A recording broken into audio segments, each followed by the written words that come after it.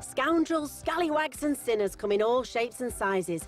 As our next wretch demonstrates, even nerds can become ne'er-do-wells. He's a teacher, a husband, a father, and he's dying of cancer. And in order to pay his medical bills and provide for his family, he starts making methamphetamine. The whole thing behind why he started doing what he was doing was he was trying to set his family up so that they would not ever have to worry again when he died. He was creating a drug which was destroying thousands of lives, and yet we liked him. Yep, that's right. It's the meth-making chemistry teacher, Walter White from Breaking Bad. Breaking Bad is really kind of the vision from start to finish of Vince Gilligan. Everything about that program, the writing, the music, the cinematography, just absolutely superb. What he does as a writer is adds a little bit of kind of twisted, dark humor, which provides much-needed light relief. As shown in this scene, where partner in crime Jesse videos Walter White cooking up a batch of crystal meth. Oh, this is a good look for you. And you're maybe only the world's second biggest homo. Just shut up and help me. Oh, yeah. Oh, yeah. Work it, baby. Work it. Turn that off. There's this kind of, this character who is the villain of the piece, and all this humour happening around him, and that humanises him. But what a great character. And the particular moment that really punctuates, you know, him becoming his alter ego, Heisenberg, and descending into pure darkness, is actually in the form of a costume change. Once the hat goes on, we wave bye-bye to Walter White and say hello to Heisenberg.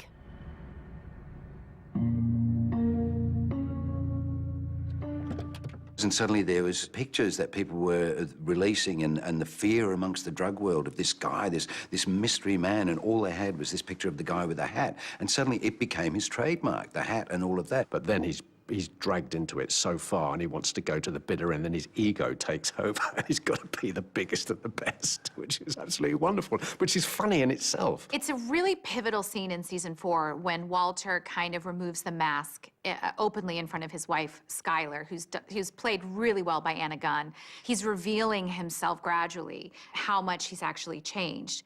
Who is it you think you see? Do you know how much I make a year? I mean, even if I told you, you wouldn't believe it. Do you know what would happen if I suddenly decided to stop going into work? A business big enough that it could be listed on the Nasdaq goes belly up. Disappears. It ceases to exist without me. No, you clearly don't know who you're talking to, so let me clue you in. I am not in danger, Skylar. I am the danger. A guy opens his door and gets shot, and you think that of me? No. I am the one who knocks. And at that moment, kind of everything falls away, and you and Skylar at the same time, you as the viewer, see him for who he is, which is this pure, evil psychopath who is willing to do anything to get what he wants done. She genuinely doesn't get, up until that point, how far gone Walter is, how little about him now resembles the man that she thought she was married to. Walter White and Bryan Cranston, in my book, stand head and shoulders above anything else. I just think his portrayal will go down in history. I think it's one of the best acted and best written characters of all time, without a doubt. Was probably one of the villains, yes. You meet him first, and Hey, is that an empty glass? So it is. Stay tuned for a villain who has paid the price for his wicked ways. He was shot by his ex-wife, thrown off a cliff, and lost a leg. Plus, he's an Australian. Want to know who it is? Well, I'm not going to let you know just yet. You be patient, as all will be revealed in a few minutes. Oh, welcome back. We are now at the sharp end of the countdown of villains that you deem the nastiest. And be warned, we are wired with an unsavory hunger for the insidious, deceitful, and perfidious.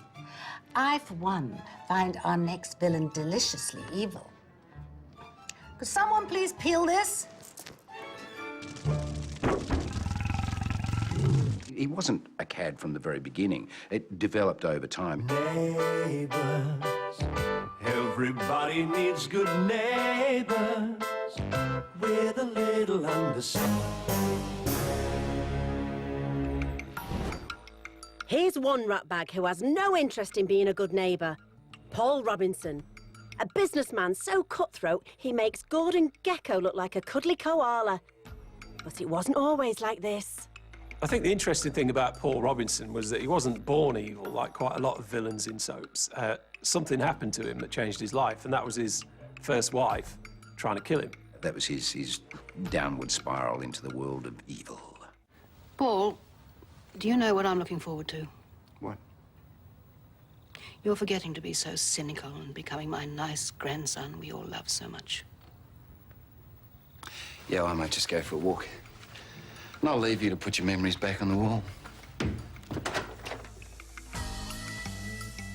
But PR's ruthless nature often has him on the wrong side of the law.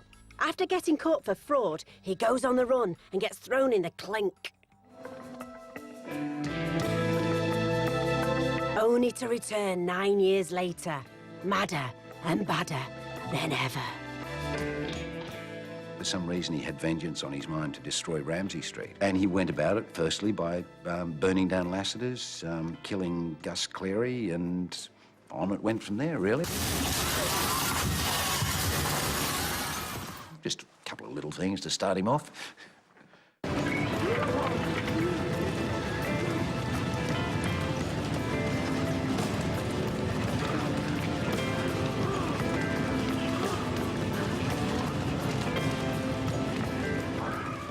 You thought, yeah, he's back. And he's really, really, really bad still. Making enemies along the way has been PR's little speciality. And there have been many attempts on his life, one of which cost him his leg. I can only pray that someday someone puts an end to Robinson's evil. But the most shocking of all is when the Mavis Riley of Ramsay Street, bumbling old Harold Bishop, decided to have a pop. You know in Neighbours if you are an absolute wrong-un if you get on the wrong side of Harold Bishop. Yeah, I'm proud of you, Cam. You're doing well down there.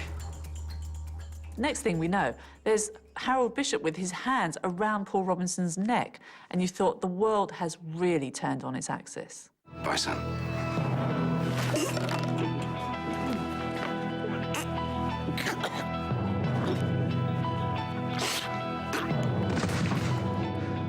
Pushed off a cliff, he's been shot, he's been strangled, he's been drowned, he's been stabbed, he's been pushed off a cliff again, he's pushed off a balcony. You can't kill him.